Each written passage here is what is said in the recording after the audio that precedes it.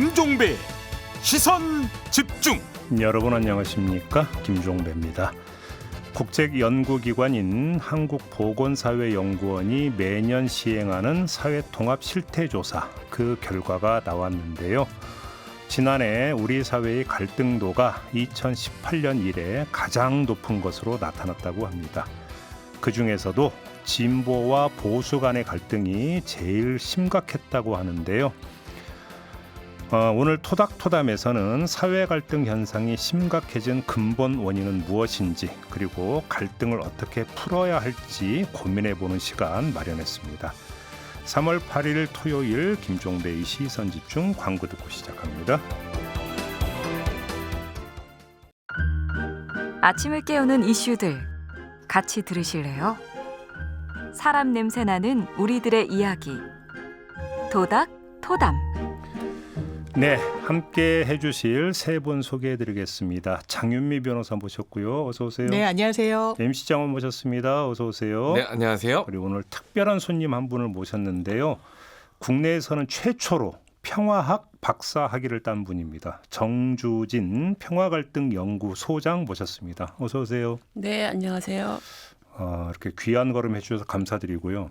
평화학이라고 하는 게 뭐예요? 평화학은 평화를 학문적으로 연구하는 것이죠. 예, 이제 한국에는 모르시는 분들이 대부분인데, 네.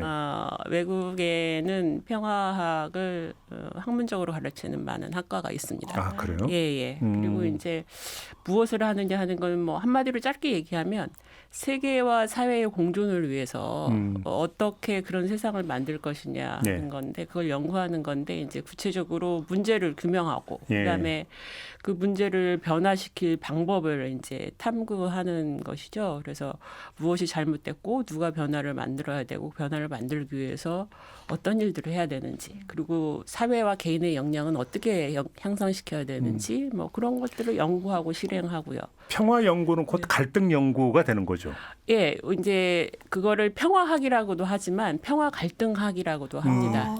그래서 이제 그 연구의 큰 부분 중 하나가 갈등의 원인과 그다음에 갈등 해결의 방식, 그 갈등을 어떻게 평화적으로 공존을 위해서 해결할 것인가, 그것을 연구하고 실행하는 것이 포함됩니다. 그러니까 오늘의 주제가 이제 사회 갈등이니까 어떤 전문가적 식견으로 깊은 분석 부탁을 드립니다. 소장님. 요즘 정말 바쁘시겠네요. 국가 간 갈등도 심각하고 사회적으로 국내 갈등도 심각하고 국내외로 하실 일이 많겠는데요. 네, 진짜. 개인적 갈등은 그 연구 주제는 아니죠.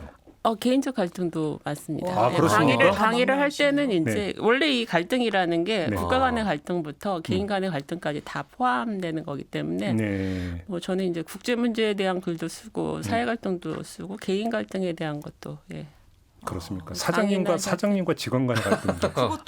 그거 많이 그런 얘기 많이 합니다. 저 그럼 따로 좀 강의를 하거나 하면 상담 신청을 따로 개인적으로 좀. 그런 고민이 가장 크죠. 직장에서 일어나는 갈등. 그렇구나. 가정 내 갈등도 좀 부탁드리겠습니다. 사심 따로 채우지 뵐 수 마시고. 있으면. 자, 본론으로 들어가겠습니다. 오늘 주제와 관련된 오디오 듣고 이야기 나눠보죠. 우리는 살면서 수많은 사회 갈등을 마주합니다. 시민불복종 지하철 행동에 대한 역사 진입 원천 봉쇄는 불법적입니다. 장애인 이동권 원천 봉쇄입니다. 나요 좀 뭐하는 거예요 지금? 내가 기분 나쁘라고 한 소리는 아니지만 어쨌든 라떼는 라떼 말아. 나 진짜 나 이거 인터넷에만 들었는데 진짜 이거 처음. 이거 실제로 쓰는 사람이 있구나. 갈등의 양상은 서로를 이해하려고 노력하기보다 비난과 조롱을 앞세우죠.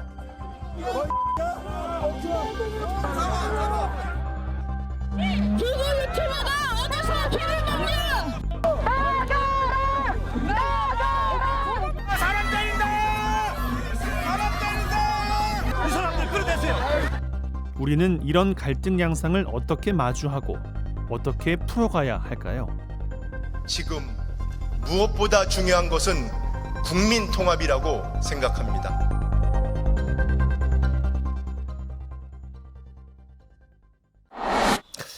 네, 갈수록 정치 사회적 갈등이 심해지고 있다는 건 아마 우리 그 애청자 여러분들도 그냥 몸으로 느끼실 것 같아요. 근데 이것은 이제 구체적으로 조사한 결과가 나왔습니다. 우리 M장이 좀 그 조사 결과 좀 자세히 좀 전해주시죠. 네, 한국보건사회연구원에서 예. 2014년부터 사회통합 실태진단 및 대응 방안 보고서를 작성을 하고 있는데요. 예. 자, 이 보고서에 따르면 지난해 6월부터 9월 19세부터 75세 성인 3,000명을 대상으로 2024 사회통합 실태조사를 한 결과 우리 사회의 갈등 수준은 4점 만점에 3.04점으로 집계됐다고 합니다.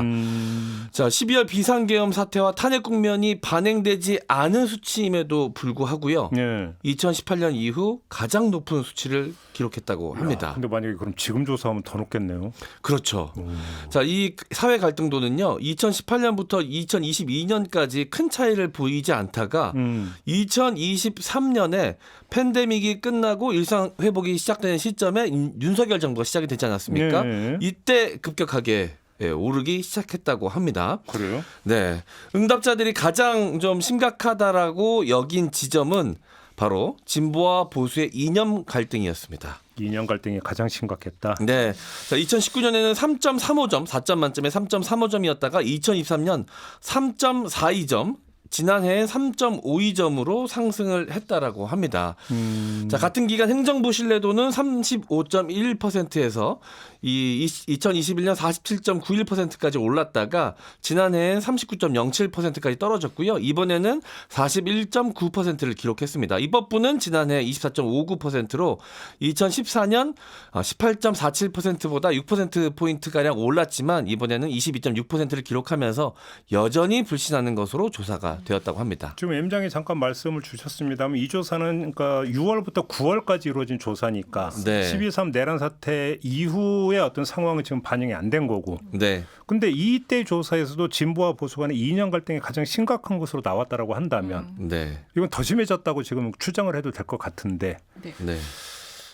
얘기를 좀 한번 시작을 해봅시다. 이거저거 떠나서 세 분은 어떻게 일상생활에서 그걸 좀 체감을 하세요? 완전 체감하죠. 이를테면 이런 거예요. 집에서는 저희 아이가 엄마 윤석열 대통령이 탄핵돼야 되겠죠? 라고 하면 저는 제 개인 의견이 있으니까요. 그런데 어디 가서 그런 얘기는 하지 마라라고 얘기하게 되는 거예요. 왜냐하면 걱정이 되는 거예요. 이 부분과 관련해서. 무슨 말인지 알겠네요. 그리고 예. 식당에서 정치 얘기 하지 말란 얘기는 너무 많이 듣고요. 싸움 난다라고 하고 예. 제가 이제 울산에 이제 가서 택시를 탔는데 궁금한 거예요. 그래서 택시 기사분한테 기사님 좀 뭐 울산 분이나 경상도 분들은 그래도 윤 대통령을 좀 지지하시는 분들이 좀 계시다면서요. 근데 저를 딱 이렇게 좀 보시면서 손님은 좋아하시나 봐요. 이렇게 말씀하셔서 제가 위축이 된 거예요. 아닙니다. 저 좋아하지 않습니다. 이렇게 이야기를 해서 여러 곳곳에서 대단히 두렵다. 그리고 제가 주말마다 광화문에 이제 출연 일정이 있어서 가야 되는데 거기 이제 보수 집회 엄청 많이 모여 계시거든요. 그럼 제가 대단히 위축이 되는 거예요. 생각과 결을 달리하는 저를 또 제가 이제 방송에 나오는 걸 혹시 알아보시는 분들은 되게 불편하게 여기실 수도 있어서 조심하라는 얘기를 또 해주시는 분들도 계시고 그러니까 이게 완전히 두동강이 났구나 이런 생각하죠. 네, 저는 그 아주 단적으로 느꼈던 그 경험이 있었는데 제가 방송에서도 말씀드렸던 것 같은데 저희 아버지 생일을 서부지법 바로 앞에 있는 식당에서 우연치 않게 예약을 했는데 그날이 딱 바로 그날이었다면서요. 그래서 폭동 사태 났나? 네, 그 식당 건물에 주차도 못 하고 들어가지 못해서 이제 좀 멀리 주차를 하고 걸어 들어가는데. 공포스러운 거예요. 네, 그래서 말조심도 하게 되고 고개도 푹 숙이게 되고 혹시라도 이 안에서 뭔가 이 위해를 당하진 않을까라는 생각에 조심조심하면서 식당으로 들어가고 또 나올 때도 그랬는데 야, 이런 일이 대한민국에서 벌어져서 되나라는 생각을 그때 아주 심각하게 했던 것 같아요. 소장님도 혹시 그런 거 일상생활에 좀 느끼세요? 느끼죠. 저도 이제 예전에는 그러니까 양쪽에서 집회를 굉장히 크게 하잖아요. 광화문의 그 정부 청사 옆길 뭐 이런 데로 이쪽에서 집회 끝나고 하고 이쪽 사람들은 또 집회를 하기 위해서 가고 이러는 경우가 있어요. 그래도 그냥 서로 반대편인 줄 알아도 뭐 그러려니 하고 서로 시비를 걸거나 이러지 않거든요. 그게 이제 좀 암묵적인 룰이기도 하고. 근데 이제 서부지법 그 사태 이후에는 저도 좀 무섭더라고요. 그러니까는 서로 시비가 벌어지지 않을까, 몸싸움이 벌어지지 않을까. 저희 개인적인 의견은 어쨌든 굉장히 심각한 상황이라고 생각하고 있습니다. 근데 지금 그 아까 M장이 전해주신 그 보건사회연구원 그 조사 결과를 보면 요즘 이제 언론에서 이런 데서는 젠더 갈등이 뭐 갈수록 심해지고 있다 이런 보도 많이 나왔는데 지금 보면 오히려 가장 약해요. 젠더 갈등이 2.60으로 제일 약하고 진보와 보수 이념 갈등이 3.52로 가장 높은 걸로 나왔는데 이념 갈등이 갈수록 이렇게 심해지는 이유는 뭐라고 분석하세요, 소장님은? 이념 갈등은 사실은 계속 있었죠. 계속 예. 그 이제 처음으로 조금 그게 드러난 게 김대중 정부 때였는데요. 그때 이제 남남 갈등이란 말도 처음으로 생겼고요. 그렇죠, 맞아요. 예. 그 이제 정권 교체가 보수에서 진보 성향 정당으로 되면서 이제 그때부터 이념 갈등이 이제 좀 나타났고 그 다음으로 이제 계속 진행되면서 좀 심화된 이런 상황이고요. 특히 이제 지금 탄핵 국면에서는 더 심하게 됐죠. 왜냐하면은 대통령이 계엄 그의 이유로 든 것 중에 하나가 정부 좌파를 척결해야 된다. 이런 거를 들었기 때문에 이제 이 이념 갈등에 더 이제 불을 지피는 이제 이런 상황이 됐고 그다음에 탄핵 찬성하거나 반대하는 사람들에게서는 당연히 이제 거기에 대한 그런 주장에 대한 찬성과 반대가 있는 거잖아요. 그게 결국 이제 이념 갈등인 거죠. 그래서 우리 사회가 사실은 수십 년 동안 이 이념 갈등에 주목하고 이제 사회적으로 그걸 방치하지 말고 잘 다루려고 노력을 했어야 되는데 노력을 하지 않았죠. 그러니까 정치권은 오히려 좀 이용하거나 악용하기까지 하는 탄핵 국면이 이제 이걸 악용하는 상황이고 네, 그래서 아주 심각한 상황이라고 저는 그래서 좀 신기한 게 보면 예전에는 진보 보수 이념 갈등하고 다른 갈등은 좀 분리돼 있었던 느낌이 좀 있었는데 요즘은 이 이념 갈등이 다른 갈등을 흡수하고 있는 듯한 느낌도 좀 들거든요. 이 이념 갈등 안에 젠더 갈등도 좀 녹아져 있고요. 그리고 세대 갈등도 좀 녹아져 있고 종교에 관련된 갈등도 좀 녹아져 있고 다른 것들을 다 이 이념 갈등이 좀 수렴하고 있는 듯한 느낌이 좀 듭니다. 네. 그러니까 예를 들어서 우리가 이제 그 갈등은 옛날에 이제 가장 많이 들었던 것 중에 하나가 노사 갈등이잖아요. 네. 그러니까 노사 갈등의 축은 뭐냐면 이익의 분배를 놓고 그 벌어지는 갈등이잖아요. 네. 그러니까 거기서는 협상이 가능한 거죠. 기브 앤 테이크가 가능한 부분이고 거기서 타협점을 찾을 수 있는 여지가 있는 갈등인 거죠, 성격이. 네. 근데 요즘 나타나는 특히 이제 이념 갈등은 뭐냐면 미국 정치나 이런 걸 연구하는 분들이 이제 그런 얘기를 많이 하던데 이 정치 양극화라고 하는 것들이 문제가 정서적 양극화로 가기 때문에 문제가 심각한 거다. 그러니까 이익의 갈등이 아니라 정서의 갈등이 돼버리면 이건 악성 중에 악성이다. 그냥 말 그대로 싫어하는 것이기 때문에 네. 이 얘기를 하더라고요. 맞습니까, 이 얘기가? 이게 이제 굳어지는 거죠. 이제 자기가 정서적으로 반대편이 싫은데 거기에 대한 어떤 논리가 있어야 되잖아요. 그러니까요. 논리가 있어야 되는데 그 논리가 이제 보수의 논리와 진보의 논리로 우리나라에서는 쉽게 이제 그게 이용이 되는 것이죠. 네. 그래서 예를 들어서 말씀하신 대로 노사 갈등은 어떻게 보면 갈등에서 가장 물론 쉬운 건 아니지만 그래도 다루기 쉬운 갈등 중에 하나입니다. 왜냐하면은 목적하는 게 분명히 있고, 그렇죠. 그다음에 거기에서 서로 자기의 입장이 분명하기 때문에. 근데 이제 그런 노사 갈등도 다른 나라에서는 그게 이념이 끼어들 여지가 없는데 우리나라에서는 이제 노사 갈등도 예를 들어서 노조는 종북 좌팔이다. 그렇죠. 네. 예, 그리고 이제 기업 쪽은 아니다. 뭐 이런 식으로 재단을 해서 그 문제도 이제 이념의 틀 안에서 사람들이 이해를 하기 때문에 젠더 갈등도 마찬가지죠. 뭐 건폭 이런 표현을 대통령이 쓰니까. 예, 그렇죠. 네. 그래서 이거를 다 이념으로 재단을 그 이념을 들이대면 굉장히 쉽게 이해가 가능하거든요. 그리고 자기가 어느 편에 서야 될지도 굉장히 쉽게 되고 그래서 그 동안에도 사실은 모든 사회 문제를 이념하고 연결시켜서 사람들이 예를 들어서 진보 성향 정당이 얘기하는 거는 보수적인 사람들은 무조건 반대하고 또 반대도 마찬가지고 그런 식으로 했는데 특히 이제 계엄 이후에는 그게 더 심해졌다고 볼 수가 있겠죠. 예. 그 계엄 이후에 어느 정도나 더 심각해지고 있다고 진단하세요? 굉장히 심각해졌죠. 그러니까 일단은 이제 저희가 육안으로 보기에는 대형 집회가 양쪽에서 계속 열리고 있고 그다음에 뭐 그 굉장히 뭐 혐오적인 표현이나 뭐 조롱하는 거, 비난하는 거 이런 것들이 많은 것들 이제 그것이 심각하다고 생각을 하지만 보통은 이제 암묵적인 둘로 서로를 건드리지 않는다. 이게 저희 사회의 암묵적인 누리였고 뭐 박근혜 탄핵 때도 마찬가지였고 이제 얼마 전까지도 마찬가지였는데 가장 심각한 건 뭐냐면 이제 물리적 충돌이 일어나고 있다는 거예요. 그러니까 서부지법 사태는 일방적으로 기관을 공격한 거였기 때문에 좀 다른 인명피해가 당연히 다행히도 발생하지 않았죠. 근데 이제 최근 대학가에서 이제 보수 유튜버들이나 보수 극우 성향의 사람들이 몰려가서 그 도발을 하면서 물리적 충돌이 일어났죠. 한마디로 몸싸움이 일어났죠. 그건 굉장히 심각한 수준이죠. 몸싸움이 서로 간에 물리적 충돌이 일어나고 몸싸움이 일어나는 거는 갈등이 최고조에 달했다는 증거거든요. 그리고 최악으로 치닫고 있다. 이런 거기 때문에 근데 이제 한 번 그게 일어나면은 다음에 발생할 가능성이 또 있어요. 이게 어떻게 보면 이것도 연습이거든요. 그래서 우리가 이렇게 해도 되는구나. 그리고 이렇게 하면 존재감을 더 부각시키고 뭐 뉴스에도 많이 나오고 또 유튜브 장사도 더 잘 되는 이제 이런 것도 있죠. 예, 한 뭐 몇 번 일어났는데 대학가에서 몇 번 일어났는데 그것이 재현될 가능성도 충분히 있다. 왜냐하면 경험을 했기 때문에 이게 효과가 있다는 걸 경험을 했기 때문에 그래서 그런 점에서 굉장히 심각한 상황이라고 생각을 합니다. 그러니까 사실 그 갈등의 소지는 어디에나 있을 수 있죠. 부모 자식 간에도 갈등이 있을 수 있는 거고 애인 사이에도 갈등의 소지는 있는 거고 중요한 거는 근데 이런 걸 넘어서 진보 보수 갈등으로 다시 하면 갈등에 불을 붙이느냐 아니면 공존으로 끌어가느냐는 결국은 정치권의 역할이잖아요. 그렇죠. 그러니까 갈등을 심화시키면서 폭발을 시키느냐 마느냐는 자발적으로 나타나는 자연적인 현상이 아니라 정치권의 역할이 결국은 가장 관건적이다라고 이야기를 하거든요. 너무 공감이 많이 됩니다. 저는 왜냐하면 전 정말 폭력까지 용인하는 세력은 저는 대한민국이든 어디든 한 줌도 안 될 거라고 생각해요. 그런데 그거를 주류로 이끌어내는데 기성 정치인들이 기성 정치 결살체가 사실상 바닥을 깔아준다는 생각이 들거든요. 왜냐하면 실제로 구호로 외칩니다. 현역 의원이 다 헌재를 처부수자라고 이야기를 해요. 공수처든 헌재든 뭐 다 처부수자.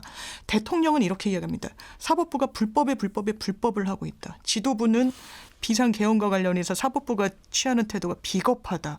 그러면 이 한 줌도 안 되는 이른바 폭력을 용인하는 극우 세력이 이 주류로 올라서는 계단을 마련해 주는 거예요. 이래도 되는구나. 그래서 저는 대단히 상징적인 장면이라고 생각했던 게 서부지방법원을 난입하고 폭동을 일으켰을 때 우리가 정당한 저항권을 행사한다라고 구호를 외치더라고요. 그 처부수면서 말 그대로. 그거는 이 사람들한테 어떤 인상과 인식을 기성 정치인들이 심어줬는가. 그리고 그것을 어떻게 활용을 넘어 악용하고 있는가를 보는 단면이라고 생각했습니다. 저는 과거에 이제 대통령이 기념사를 하면 꼭 언론이 이제 그 평 이런 걸 하면서 대통령이 통합의 메시지를 내놨다 할 때마다 저는 참 쌀로 밥 짓는 소리 하고 있구나. 당연한 거다. 뻔한 소리 한 거에 대해서 뭐 저렇게 평가하냐. 저는 사실 솔직히 그런 생각을 했거든요. 근데 요즘 와서는 그게 아니구나.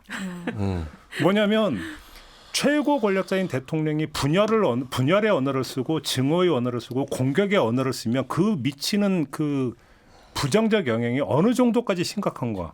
지금 국면에서 지금 나타나고 있는 게 바로 그거 아니겠습니까? 맞습니다. 그러니까 이게 지금 그 폭동이 애국이다라는 말이 극우 세력 내에서 아직 캐치프라이즈처럼 계속 나오고 있거든요. 말도 안 되는 이야기잖아요. 유력한 혹은 유력했던 정치인들이 내뱉었던 말들이 그 씨앗이 됐던 것들이거든요. 불법 탄핵 재판을 주도한 문영배, 이미선, 정계선을 처단하자. 너무 무시무시한 말인데 이게 전 국방부 장관이 한 말이에요. 맞아요. 처단하자. 공수처, 선관위, 헌법재판소 모두 때려 부숴야 한다. 현역 국회의원이 한 말입니다. 헌재가 탄핵소추 인용한다면 폭동이 일어날 것이다. 이건 전 국무총리가 한 말이에요.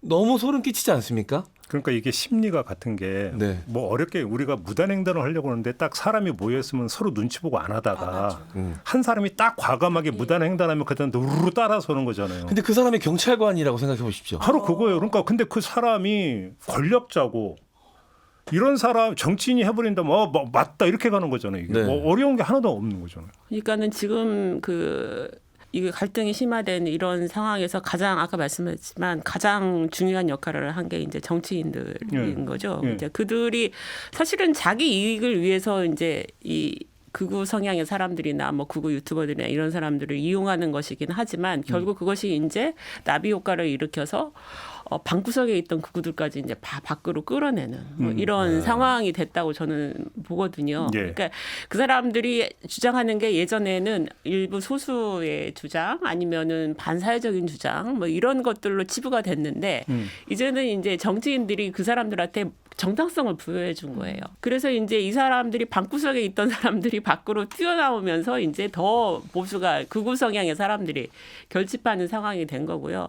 그러니까 음모론 같은 것도 이제 많이 나오잖아요. 그런 공격성 발언과 더불어서 이제 말도 안 되는 가짜뉴스, 음모론 같은 게 많이 나오는데 예전에는 그런 음모론이 비주류 사람들이 그냥 자기들끼리 공유하는 이런 거였는데 정치인들이 그거를 동조하면서 이제 정당화 시켜주니까 한마디로 이제 B급 영화에 나올 법한 얘기들이 사회 공론장으로 나와서 뉴스까지 그거를 다뤄야 하는. 그렇죠. 근데 이런 상황이 된 거죠. 그래서 이 사회가 얼마나 퇴보하고 있는지 그리고 민주주의가 얼마나 망가지고 있는지를 단적으로 보여주는데 그게 중심에 아이러니하게도 민주주의를 지켜야 할 이제 국회의원들이. 예, 그러니까. 국회의원들이 있다는 게. 그런 걸 보면 정말 열불이 납니다. 알겠습니다. 저도 지금 갈등 수치가 막 높아지고 있는 건가요? 진정하시고 낮춰야죠. 예. 자, 조금 그 한숨 돌리기 위해서 전하는 말씀 듣고 이어가도록 하겠습니다.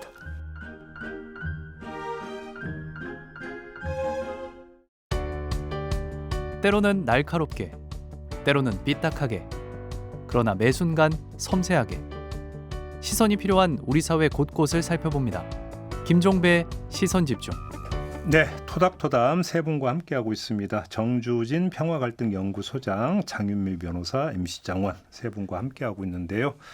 오늘은 정치사회 갈등에 대해서 좀 이야기를 나누고 있습니다. 근데 제가 좀 정 소장님께 좀 하나 여쭤보고 싶은 게 있는데요. 너무 우리 얘기를 하다 보니까 혹시라도 이것이 너무 과도하게 강조가 되면서 부풀려질 수도 있잖아요. 다른 나라하고 비교할 때는 어떻습니까? 우리나라가. 뭐 어느 사회에 대한 다 갈등이 있죠. 그러니까. 갈등이고 갈등은 사실은 어떻게 보면 자연스러운 겁니다. 사람의 생각이 다 같을 수 없으니까. 자기 이익을 다 추구하니까 집단이나 개인이나 마찬가지로. 그 있는데 다른 점은 뭐냐면 소위 말하는 선진국들은 특별히 이제 사회 갈등이 일어났을 때 거기에 대해서 일어나지 않도록 예방하는 시스템도 있고 그다음에 생길 경우에는 거기에 대해서 어떤 체계를 마련해서 대응하는 뭐 이런 예를 들어서 정책 갈등이 생긴다 하면은 거기에 대해서 어떤 프로세스를 밟아서 새롭게 그걸 진단하고 함께 결정한다든지 이런 것들이 마련돼 있고요. 그다음에 이제 어떤 이념 갈등이 일어나더라도 이제 미국 같은 경우 우리하고 조금 비슷한 양상을 보이지 않습니까? 최근 들어서 이제 그렇더라도 우리처럼 이렇게는 사실은 생기지 않고 있다. 아직은. 물론 그들도 염려를 하고 있기는 하지만 근데 우리 사회는 특히 이념 갈등 때문에 저는 심각하다고 생각을 해요. 왜냐하면 여전히 남북 대결이 이루어지고 있고 군사적 긴장이 있는 가운데서 굉장히 쉽거든요. 이 이념을 들이댄다는 게.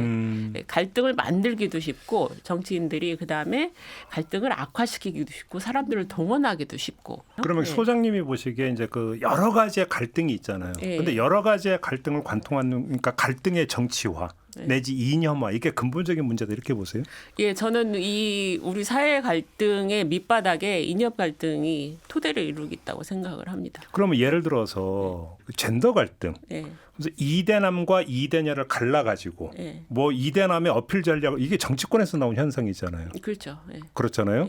그다음에 그래서 그 장애인 어떤 그 투쟁이 있었을 때 정치권이 개입해 들어가면서 올레 그른에 싸운단 말이에요. 어떤 사회에서 공론을 펼쳐가지고 스스로 해결할 수 있는 어떤 여지를 만들고 정책으로 제시를 해주는 게 정치권의 기능인데 오히려 가세에서 스피커가 되는 것들이 갈등을 부추기는 요인 이렇게 보면 되는 건가요? 그렇죠. 일종의 정치인들이 그런 이슈가 터져 나올 때 자기 세력을 결집시키기 위해서 이용하는 거죠. 그러니까 정치가 어떻게 보면은 갈등이 생기면 그 갈등을 어떻게 완화하고 잘 관리하고 문제 해결을 위해서 어떻게 힘쓸 것인가 이거를 고민해야 되는데 이거를 빌미로 해서 어떻게 갈등을 더 악화시키고 그다음에 그걸 통해서 정치적 이익을 누릴 것인가 이거에 관심이 있는 거죠. 그 말이 딱 왔는데 어떻게 더 악화시킬 것인가. 그 끔찍한 얘기인데 사실. 장애인 시위 때 그랬잖아요. 장애인 시위 때 이제 거기에 대해서 저 사람들이 하는 것은 이제 보수 정치인이 뭐 비문명적인 일이다 뭐 이러면서 얘기를 하고 그렇게 하니까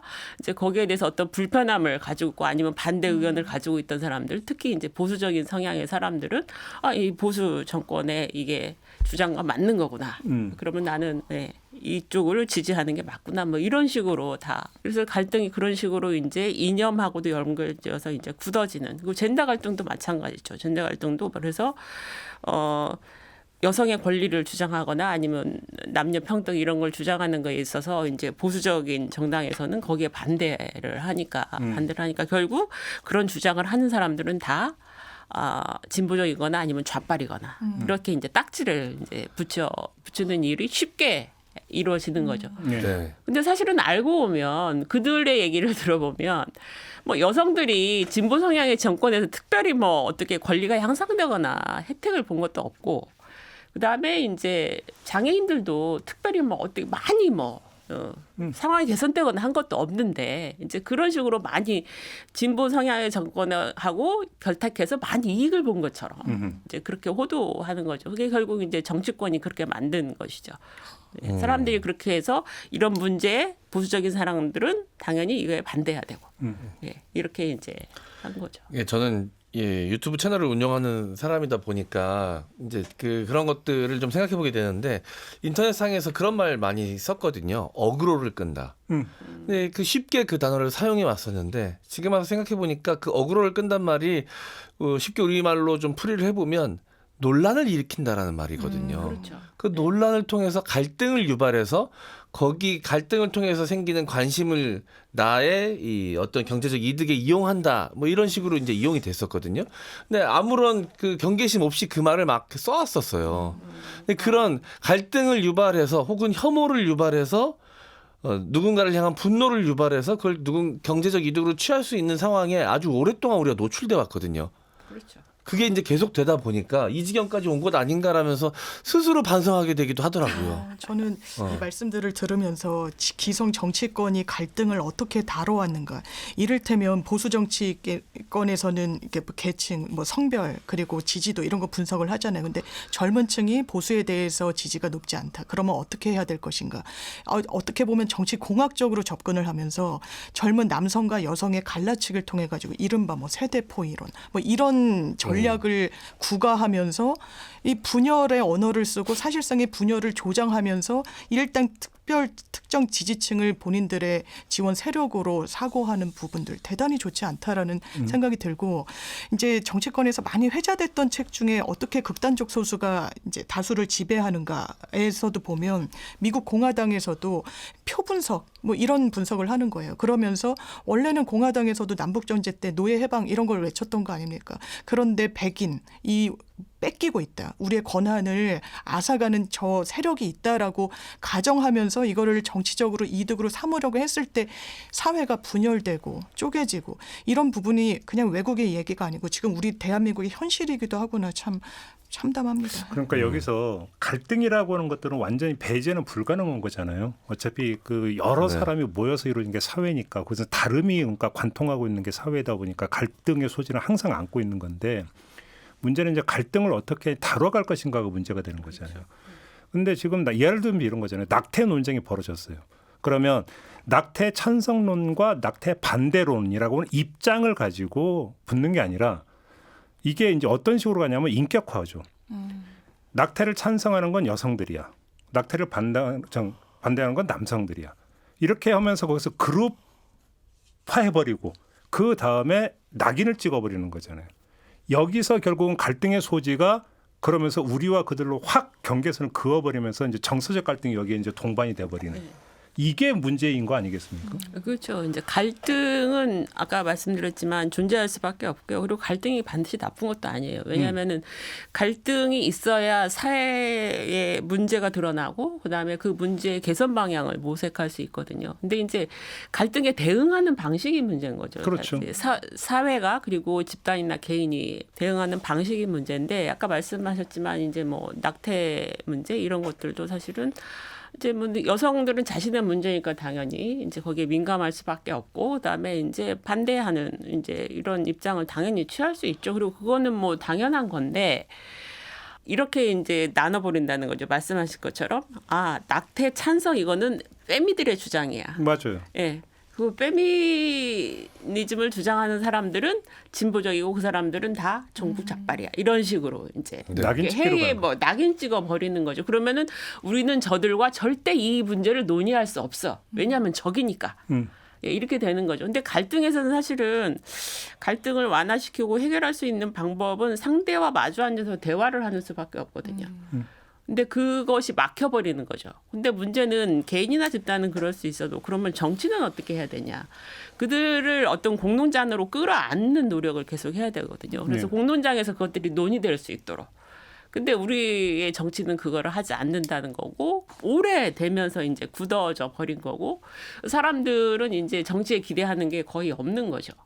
없으면서 각자 목소리를 표출하는 게 가장 최선이다. 바로 그 지점에서 생각을 하는 거죠. 요 얘기를 해야 될 거예요. 아까 보건사회연구원 조사 결과를 전해주셨잖아요. 여기서 보면 행정부와 입법부에 대한 신뢰도도 있어요. 네. 정부에 대한 신뢰도는 41.9%인데 국회의 신뢰도는 22.6%예요. 상당히 낮더라고요. 자, 그러면 정치가 갈등을 해결해 줘야 된다고 했을 때 그 정치의 본연의 장이 국회인데 국회에 대한 신뢰도가 이렇게 낮다라는 겁니다. 갈등을 해결해 주지 못했기 때문에 나온 결과냐 아니면 국회를 이렇게 바라보기 때문에 국회가 갈등을 해소하고 싶어도 안 되는 것이냐.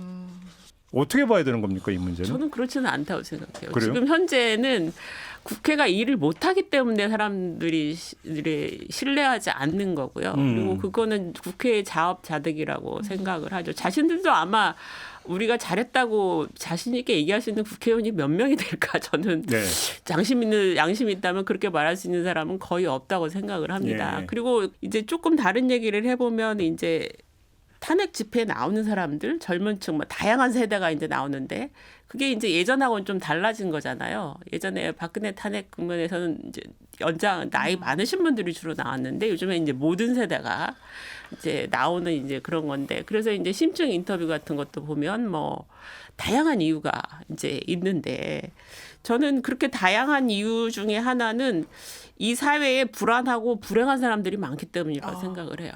자기가 불안하고 내 삶이 너무 불안정하고 개선되리라는 희망이 없는데 화를 낼 데가 없는 거예요.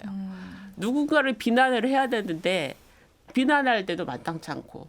근데 이제 사실은 비난의 화살은 정치로 돌아가야 되죠. 근데 정치인한테 그런 화살을 돌려봤자 뭔가 개선될 기미는 안 보이죠. 그러니까 뭔가 극단적인 방법을 이제 사람들이 한마디로 화가 많이 난 사람들이 이제 광장에 나오게 되는 이제 이런 상황이 되고요. 탄핵 집회에 나온 사람 중에도 저는 그 계엄에 찬성하지 않는 사람들이 있다고 생각을 해요.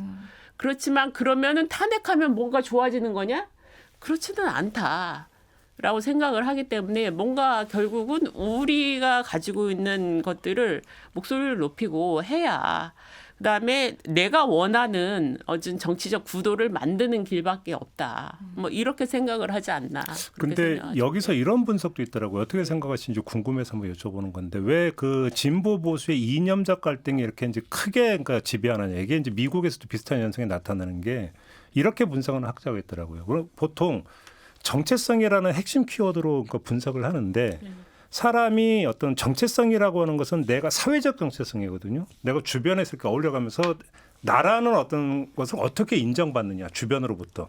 여기서 그러니까 사회적 정체성이라는 게 나는 변호사야. 나는 대기업 직원이야.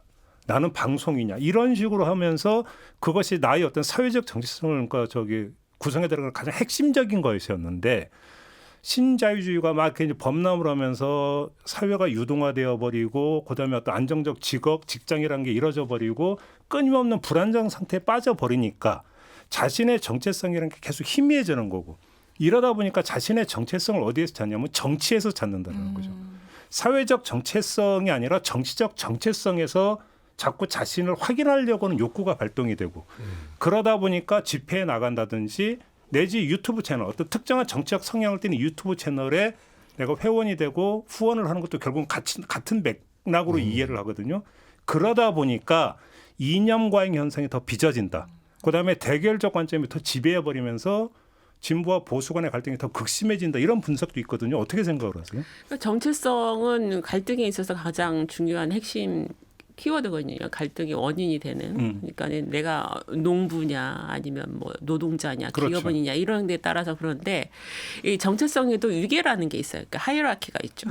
그래서 무엇이 가장 위에 위치하느냐. 근데 지금 탄핵 전공에서는 가장 위에 위치하는 게 내가 보수냐 진보냐 아니면 내가 어떤 이념을 가지고 있느냐 그리고 또 내가 보수 기독교인이냐 아니냐 이게 또 이제 가장 큰 걸 하죠. 그러니까 종교적으로 내가 어떤 교회 다니고 어떤 그 성직자를 따르느냐가 또 굉장히 중요한 역할을 하죠. 지금 현재는.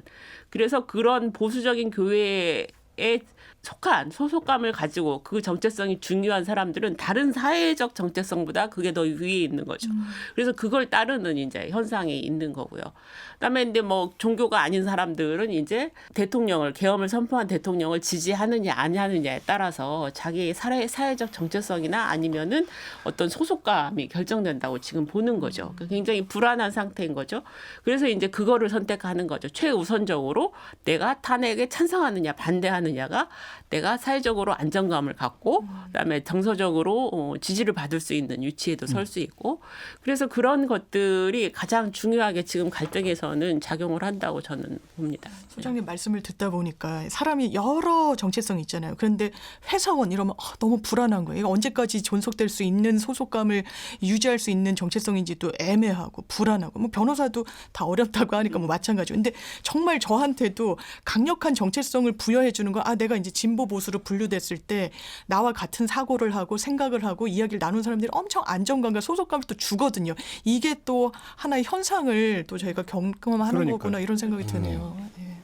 그러니까 그게 일상적으로 이제 그런 어떤 이 정서적 안식처를 제공해 주는 것이 그게 바로 하나의 유튜브 채널 이런 것들이 그 기능을 한다. 네. 그래서 이제 갈수록 그 기능이 심화되고 있다라고 하는 이제 그런 어떤 지적도 있는 건데 결국은 사회적 정체성이라고 하는 것들이 가장 자신에게 중요한 것일 때는 그 직업에 따라서 그 직업에서 요구되는 직업 윤리라는 게 있잖아요. 네. 그러니까 예를 들어서 공무원이에요, 내가.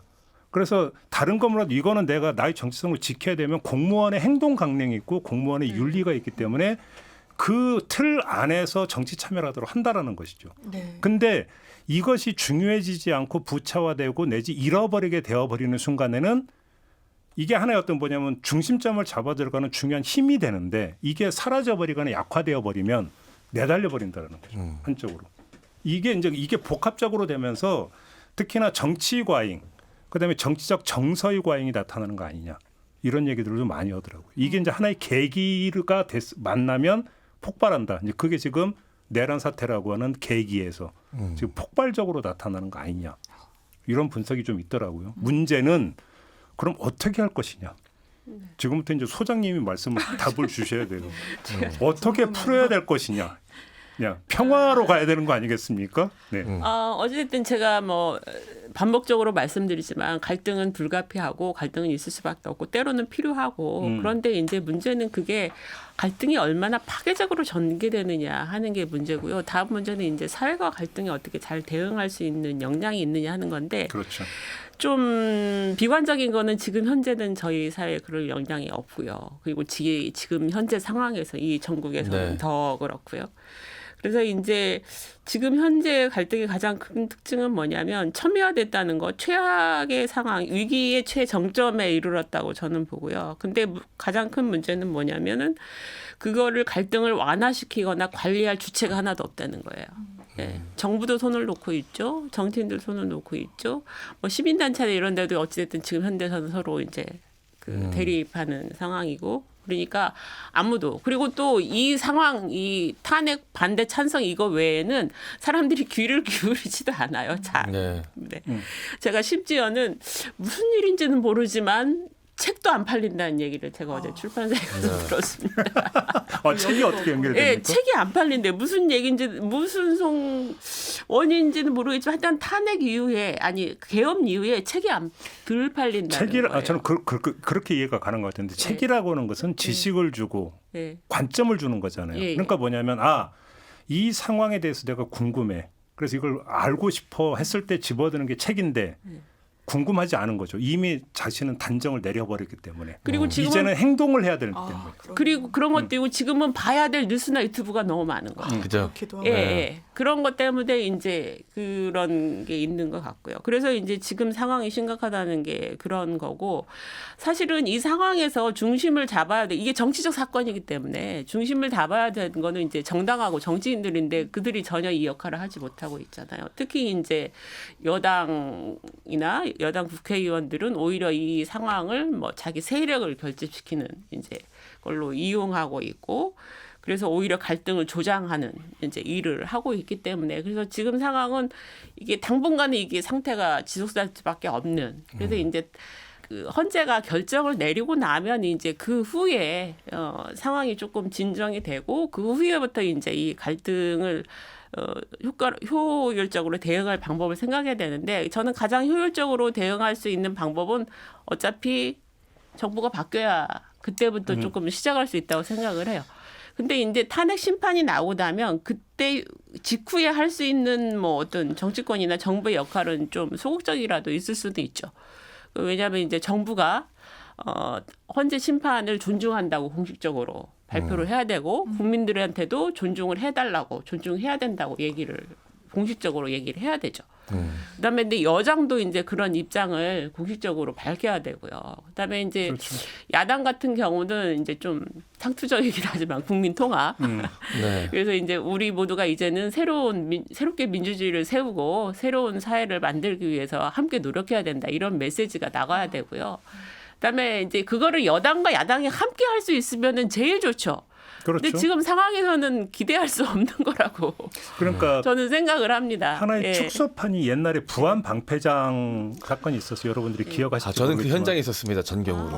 그렇습니까? 네. 전경으로요? 네. 근데 저는 그게 지금 상황의 하나의 축소판이라고 저는 그렇게 해석을 하는데 엄청 극심했거든요. 갈등이라는 것은 어마어마했습니다, 진짜. 보통 이제 그 지역 사회에서 어떤 그 기피 시설이나 혐오 시설 유치를 놓고 보통 주민이 갈라지잖아요. 네. 갈라져 갖고 이제 주민 사이에서 극심한 갈등이 벌어질 때 보통 이제 지자체가 그 중간에서 네. 조정을 하고 타협을 하면서 한쪽으로 이제 모아가는 이런 과정을 거치는 건데, 부안 방패장 사건 때는 그때 부안 군수가 엄청나게 봉변당하고 그랬거든요. 네. 뭐냐면 군과 군민이 대립하는 갈등의 어떤 주체가 이렇게 되어버리는 양상이 돼버리니까 이건 사태가 걷잡을 수 없이 어떤 치달아버렸던 적이 있는데, 지금의 양상이 국민이 그러니까 두 부류로 갈라져 가지고 싸우는 상태에서 정부가 중재 기능이나 통합 기능을 해 들어가는 게 아니라 정부가 문제의 온상이 되어버렸고 발화점이 되어버린 거잖아요. 네. 이렇게 돼버리니까 지금 이 상황이 악성으로 지금 가고 있는 거 아니겠습니까? 네. 이런 부분. 그게 행정부가 됐든 아니면 입법부가 됐든 결국은 여기서 어떤 통합의 기제, 해결의 기제가 지금 작동이 안 된다. 이게 지금 가장 근본적인 문제라고 오히려 갈등이 한 축으로 작동하고 있으니까. 아까 소장님이 책도 잘 안 팔린다고 했었는데 이 계엄 내란 국면에 좀 관심을 받았던 책이 여러 권 있는데 그중에 하나가 어떻게 민주주의는 무너지는가였거든요. 그래서 제 주변에 지인 한 분이 말씀하시는데 그 책을 여러 사람이 추천을 하더래요. 그래서 요즘 이 책이 관심이 많구나 했더니 신기한 게 그 부정선거를 믿는 구구주의자분이 그 책을 추천하셨다는 거예요. 정말요? 그러니까 저는 지금도 기억이 나는데요. 그 책이 문재인 정부 말기에 나왔어요. 출간이 번역서거든요. 그때 그 국민의힘 의원들이 그 책 인용을 되게 많이 했었어요. 문재인 정부가 민주주의의 규범을 무너뜨리고 있다고 국민의힘 소속 의원들이 그 책을 인용해서 얘기를 많이 했어요. 지금 실명도 저는 지금 기억을 하고 있어요. 어떤 그러니까요. 의원들이 그런 얘기를 했는지. 그러니까 근데 최근에 오면 또 어느 쪽에서 이야기를 하고 있습니다. 반대쪽에서. 그러니까 이게 서로가 자신들이 하고 있는 행동이 다 민주주의를 위한 길이라는 강한 신념을 갖고 있어요. 그러네요. 저는 오히려 그 얘기를 듣고 나서 와 이거 정말 타협하고 봉합하기가 오히려 더 쉽지 않겠다는 생각이 들더라고요. 저는. 근데 하여간 저는 요즘 여기서 선을 그을 필요가 있는데 이게 그렇다고 양비론으로 갈 지금 상황만 놓고 양비론으로 갈 건 아니라고 생각을 하거든요. 여기에는 옳고 그름이 저는 분명히 있다고 생각을 해요. 갈등의 해결 방식이라는 게 항상 무슨 타협과 절충만이 저는 갈등의 해결 방법이라고 생각하지 않거든요. 네. 어떤 때는 옳고 그름을 공식화하고 결정화하는 과정도 되게 중요하다. 단호하게. 저는 그게 헌재의 탄핵 심판이라고 생각을 해요. 네. 그래서 저는 이걸 거쳐가야 지금 내란 국면에서 나타나고 있는 갈등의 해결 방법은 탄핵 심판을 거쳐갈 수밖에 없고 거쳐가야 된다. 네. 무엇이 옳고 무엇이 그런가에 대해서는 분명히 할 때는 또 해야 된다고 저는 생각하거든요. 네. 그건 양비론으로 갈 건 아니다. 당연하죠. 이거는 정의는 반드시 세워져야 되고요. 그다음에 그렇죠. 민주사회의 원칙도 반드시 지켜져야 되고 그렇죠. 그다음에 민주사회의 원칙이라는 게 가장 중요한 것 중에 하나가 법치고 헌재를 부정하면은 안 되는 것이죠. 네. 예. 그다음에 그 법치가 지켜져야 되고 그다음에 또 민주사회의 가장 기본적인 원칙 중에 하나가 폭력은 용인되지 않는다는 것이죠. 그렇죠, 그러니까는 물리적인 폭력도 마찬가지지만 뭐 혐오하는 발언, 증오하는 발언, 뭐 조롱하는 발언 이런 것들도 다 폭력이거든요. 언어 폭력. 그러니까 이런 것들도 사실은 용인되지 않아야 된다. 그러니까 자기 주장을 내세우는 건 좋아요. 그렇죠. 자연스럽고. 하지만 그런 것들은 용인되지 않아야 되는데 그런 원칙이 지켜지지 않는다는 거. 네. 그 사람들이 그것이 민주주의의 원칙이라는 걸 모르는 사람들이 더 많다는 거.